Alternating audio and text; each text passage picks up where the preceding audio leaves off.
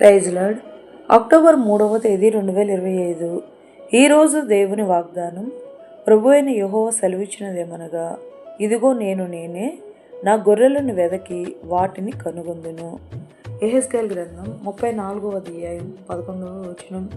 మంచి కాపరి తన గొర్రెల కొరకు ప్రాణం పెట్టినట్లు మన యేసయ్య ప్రేమమయుడు, జాలి దయామయుడు గనుక మనము త్రోవ తప్పిన గొర్రెల మంద వలె ఉన్నను.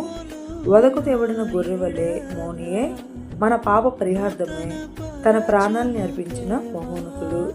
అటువంటి సర్వోన్నతుడైన దేవునిని కలిగిన మనము చెదిరిపోయిన గొర్రెల వలె కాక, నిజమైన గొర్రె తన కాపరి స్వరం విని ఎలాగూ కాపరిని అనుసరించును.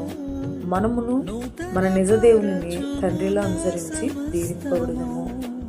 ఈరోజు వాగ్దానం మన జీవితంలో నెరవేరాలని కోరుకుంటూ, జీసస్ ఈజ్ అవర్ బైబిల్ పరిచర్యలో మీ సహోదరి సుమ.